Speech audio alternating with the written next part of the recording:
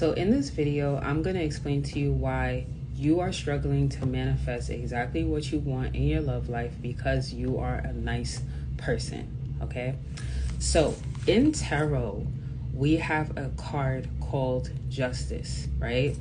And what justice represents is law and effect, and it represents karma, right? So a lot of people believe that karma is when you do something wrong, when you do something bad, right? This is why people will say, is so-and-so going to get their karma?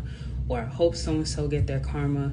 But really, in reality, we all get our karma, right? Even if you're a very nice and kind person, right? Because karma is really law and effect, right? For everything we do, there is a consequence, whether it's good or bad, right? So I'm going to explain what I mean by this, right? You have two kinds of people. You have the quote-unquote nice people, and then you have the quote-unquote bad people, right? So you have the nice girl who's very kind to men, treats them really good. She's very sweet. She's very loving. But she tends to get played all the time, right? So if karma was, if you're good, what happened to you? Why does this nice girl keep getting played, right? Then you have the guy or the girl who's perceived as being the bad person, the villain, who, seems to get whatever it is that they want in love. And it's really because karma is law and effect, right? You see, the difference between the quote-unquote good and the quote-unquote bad people is that maybe the good people, although they're good and they're nice and they're kind, they may not make smart decisions in love, right? Like they might see that the person that they're with is a big red flag, right? Maybe this person not emotionally available. Maybe this person has multiple baby mothers. Maybe this person is not kind to them. This person may not initiate communication or initiate dates and things like that. All of the red flags is right in their face, but they would ignore it, right?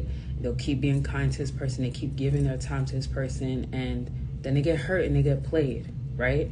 Whereas the person that's quote-unquote seen as the bad person, they may have more boundaries, right?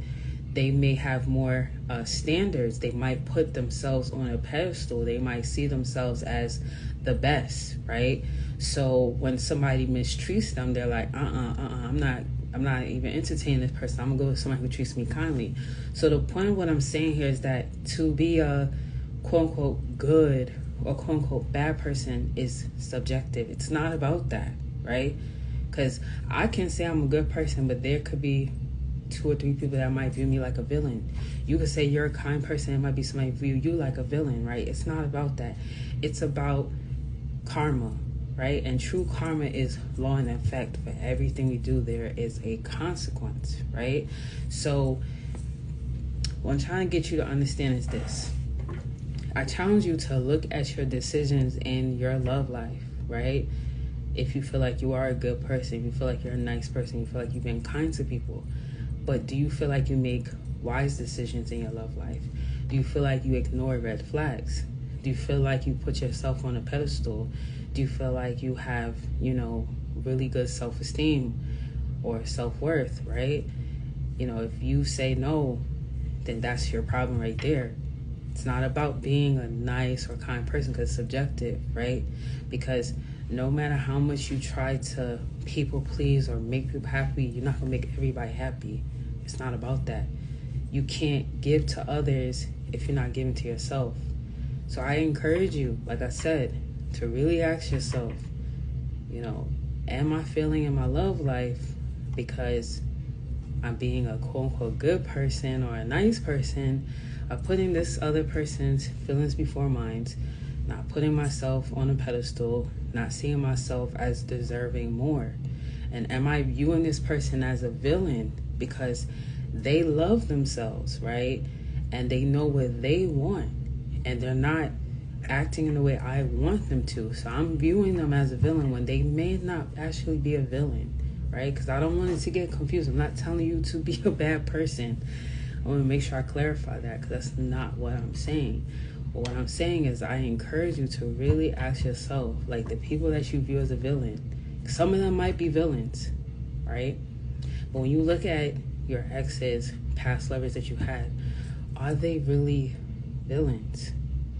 Or did they really just know what they wanted in their love life, right? And they didn't want to compromise on that. They didn't want to, put somebody else before themselves. They wanted to be selfish in their own right. Is that really where the issue was? So you have to ask yourself that, right? So if you would like to learn more about this, I am hosting a free challenge where I'm going to actually teach you how to manifest what it is that you want in your love life by removing spells, hexes, and generational curses that is blocking you in your love life. If you'd like to learn more about this, just send me a message.